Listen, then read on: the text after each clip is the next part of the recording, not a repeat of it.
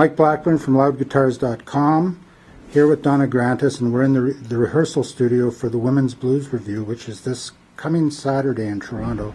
Donna, hello, how are you? I'm good, how are you? I'm great, thanks. So Donna, let's introduce people to you a little. Let's go way back. What are your first musical recollections growing up? I always, listened to music at home, but the first time it really hit me was when I was a teenager, and when I first got into guitar. A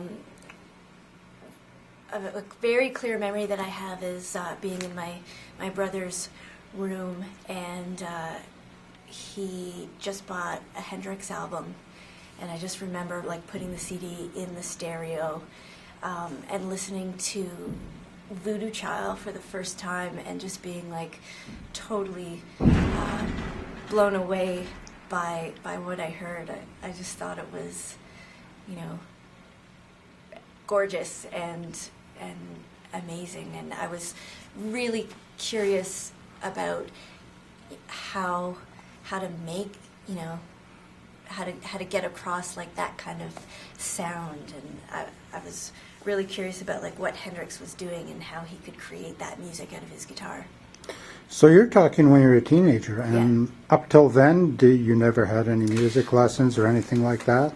No, I didn't have any music lessons. I loved listening to Jem and the Holograms. I guess that's my earliest, musical memory. Definitely Michael Jackson too.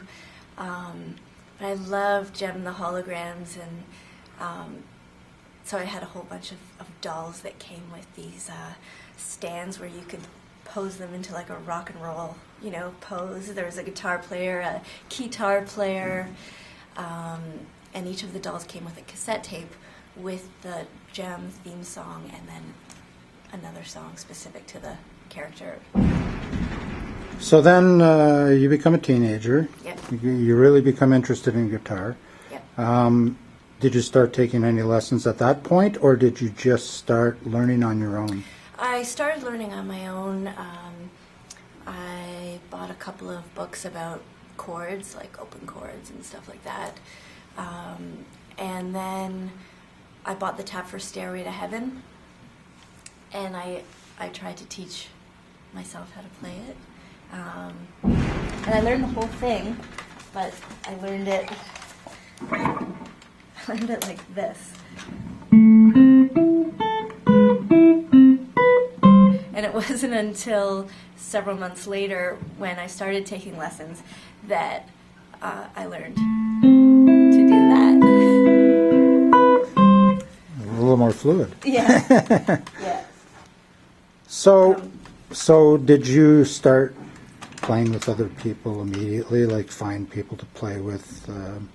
Just run through the bands that you had early on, and where that led. When I was in grade 10, I formed a band with some friends, and we played. There was an event at high school called Coffee House, and I remember that was so fun. We had some original songs. I remember playing some blues too. I think I played Red House. I think I played maybe an old Black Sabbath tune once, called Caravan, something like that, Planet Caravan. Yeah. And yes, throughout high school, I would just jam with friends. We used to play Hendrix and Janis Joplin, some Zeppelin. And when during this process did you decide, what, I'd really like to have a career in music? I'd really like to go for that. I knew that pretty early on, as soon as I... As soon as you heard Hendrix? As soon as I started playing, really. I think really once I started playing electric. So I started off on my brother's acoustic, and I made a deal with my dad that if I learned one song in its entirety perfectly, that he would buy me an electric. And once I got that, that's when I knew that this is what I really wanted to be doing. I mean, at the time, as like a 14-year-old, I didn't really have an understanding of, what would be involved or what it would be like to be a musician on a day-to-day level, but I just knew that I really loved playing and I wanted to play and practice and jam and write all the time. So when do you consider yourself to have become professional? When did you turn professional, start making money playing music? I started making money when I was in university. I studied jazz performance, and so that was a really great opportunity to hook up with a lot of other players and to gig a lot. So I think by my second year in university is when I really started to do a lot of playing with, like, I was really all over the map. I played in, like, jazz ensembles, blues bands. I had an instrumental fusion quintet, indie rock groups, like a little bit of everything. I just played with as many bands as I could. When did you start your current power trio format, as it were, electric band? Yeah, I started writing for the record in 2010. And tell us then, how did the opportunity to go to Europe come around? Like, was it based on the album itself that people heard and wanted to get you over there, or how did that work out? There's an agent based out of Amsterdam. His name's Martin Philippus from Amsterdam Music Promoters, and he saw some of my clips on YouTube, and he had heard about me through the work that I've done with Shakura Saida. She's an awesome, like, phenomenal blues singer, and I've been to Europe probably 6-7 times with her. So then Martin and I were in touch, and we were planning that tour for quite a while, almost 8-9 months in advance. So my album was out at that time. But this was the first time you went as yourself, as your own artist. Yes. And is he the one that hooked you up with Hillywood Studios to rehearse and get things rolling? No.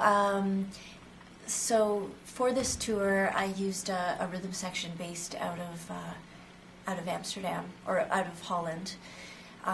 So I really just put the word out to all of my musician friends to see if anybody knew of anyone over there. So Barend Courbois was recommended to me through a friend of a friend. And so it was awesome. I was over in the Netherlands for a month, and in support of my album Sweets. And we toured all throughout Holland and Luxembourg. It's awesome, and Barend's awesome. Good people. Yeah, he is awesome. And they set up a great place to rehearse. Yes. Tell me how that was. I was just talking the other day with Layla Zoe, yeah. And she's pretty much convinced now that she's going to be moving to Europe because that is where all of her gigs are these days. Yeah. And she just says there are so many more venues. There's so much more of an appetite for all kinds of blues music, from traditional roots blues to rock blues. How did you find it when you were there playing around Holland? It was really awesome. The people that I played for were really welcoming and really receptive to the music. It was just such an adventure and such an amazing experience to be able to travel around.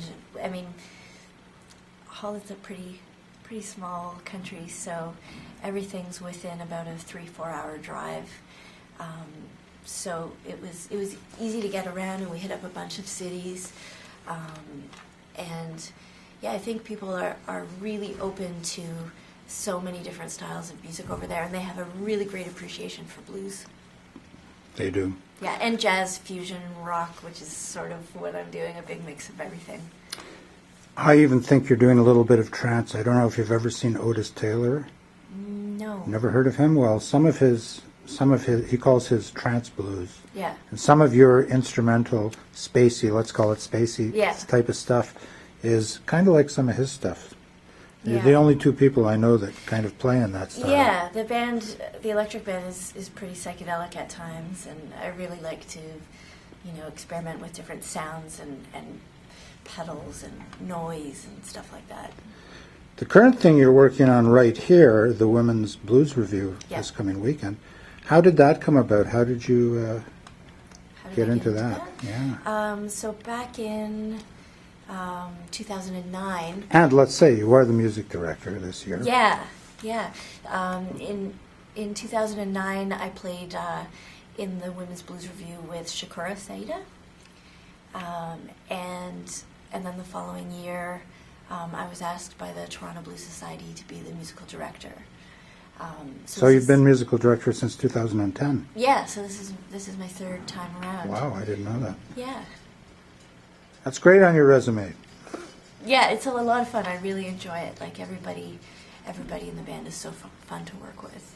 And you're very busy these days because you're also working with Amanda Marshall, who is... Yeah, we just played a show up in Huntsville a couple of weeks ago. She's so phenomenal. She totally blows me away. Is she writing new material? She is writing new material. Because she's been on kind of a, let's call it a forced hiatus because of contractual issues with her former record company and so on and so forth. I don't know what the details are, but the show was rocking. Like, it was really And is there any chance you could be involved in the recording when she gets down to doing a new record? I don't know, but I guess we'll see what happens. We'll see what happens. Yeah. So, getting back to guitar, you've mentioned Hendrix. Guitar-wise, who are some of your other idols? Jeff Beck, Prince, Slash, Kenny Burrell, Wes Montgomery, B.B. King, Buddy Guy, Derek Trucks, John Scofield for sure, Bill Frisell, Mike Stern? Mike Stern, Total Oz Noy. Oz Noy, he's amazing. Yeah, Wayne Krantz. How old school do you get? Do you like Pat Martino? Yeah, I actually saw Pat Martino in New York in August. So what are your own upcoming projects that are outside of the two we've mentioned for yourself, for your own band? For my own band, I want to keep writing. I've started writing for the next record, and keep touring. I'll be back in Europe in 2013, and I hope to play some more Jazz Fest shows in Canada this summer, and I'm making plans to play in New York too. And growing up here in Toronto, did you have, like, once again, I was talking with Layla the other day, and she said that when she was getting started, a big mentor for her and something she'll never forget was singing with Jeff Healey, and how, that was just an amazing boost for her career. Jeff did wonderful things for her. Yeah. In your case, do you have any such mentor, anybody that you really has helped you along somehow? I think Shakura Saida for sure has been, she's taught me so much about so many things, actually, like, career-wise and musically, and it's been a really great partnership. We've done a lot of writing together, and a lot of touring too. But also, I mean, I learned from everybody I work with. So from Saida Baba Taliba, she's an unbelievable performer. I play in a band called Hill in the Sky Heroes, and Hill's an incredible writer and entertainer. I've played with Cardinal Offenshell, like in the hip hop world, which is a little bit different, than the traditional blues rock stuff that I do, and that's been wild too. A local guitar player who has really influenced me is Kevin Bright. Kevin? Yeah, he's very good friends with Derek, who we mentioned earlier as yeah. well, and lives in Allura now, Kevin. Yeah. Nice guy too. Yeah. Listen, anybody who would give up a plum gig like he had to be home with his kids more really says something about the guy. Okay, how about let's run through some of your gear here. Yeah. You are sponsored by Paul Reed Smith. I don't know how many PRS guitars you own right now, but how many do you own? I have 3. You have 3. Yeah. So you've got a black one, don't you? No, I have a white one. Oh, white one. Yeah. And then these 2. And these 2. So this is Electra, PRS CE22 bolt-on that I got in '98. Now, is it stock or is it modified in any way? It's modified, yeah. I've got 5708 pickups in there in replace of the Dragons. And then this is a push-pull coil tap. A floating bridge is new. And then I have the locking tuners as well, which is an update. This is my main guitar. This is your number 1. This is my number 1, and you can, I don't know if you can pick that up on yeah, the you camera, can see that on the it's net. very loved. Very loved. For sure. Yeah. Very nice. Yeah.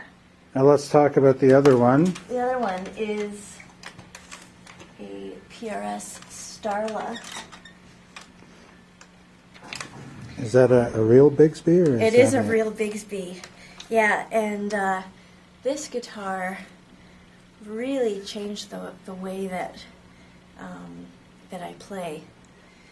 Once I got it, when I never really used the whammy bar a ton on Electro, but because of the Bigsby, I just started like using this for vibrato as well as like full-on dives, and so I got really used to that. And then I put the bar back on Electra, but now like I don't think you can't live without it. I can't go back. And actually, sometimes when I play guitars that don't have bars, I'll reach for it. You know what I mean? And then it, if it's not there, I'm missing out. But yeah, really awesome guitar. Sounds really chunky and heavy. And what mods have you made to this one? This is totally stock. Totally stock? Yeah. All right. Yeah. It's beautiful. Nice glitter. Yeah, beautiful. Very beautiful. All gold sparkle. Yeah. On the back. Kind of reminds me of Joe Bonamassa's amazing Strat that he no longer has. Gold sparkle. Yeah, love the sparkle. All right, and so you are sponsored by Paul Reed Smith. What strings do you use, and do you have a string sponsor? Yeah, I always use D'Addario 11 to 49, the blues jazz rock strings. Okay. And there was a point where I really experimented a lot with, playing different gauge strings.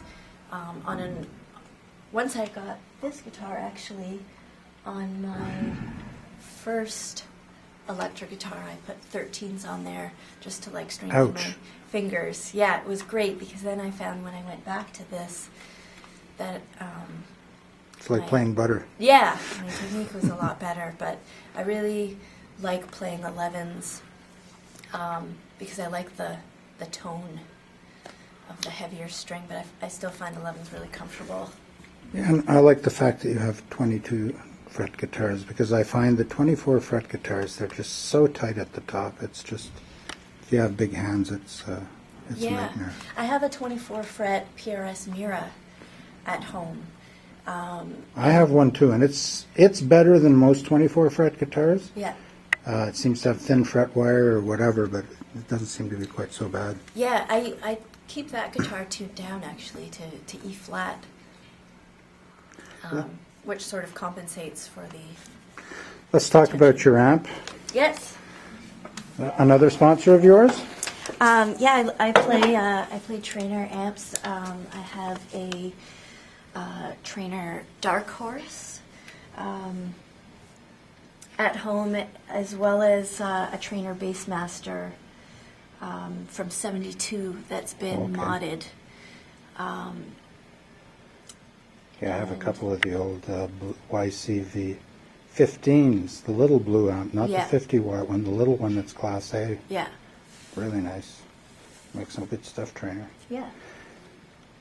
Okay, well, thank you for showing us your gear, and thank you very much for the interview. It's been awesome, and we'll see you in the December issue of Loud Guitars at Awesome. loudguitars.com. Thanks a lot, Mike. Thanks for your time. Thanks.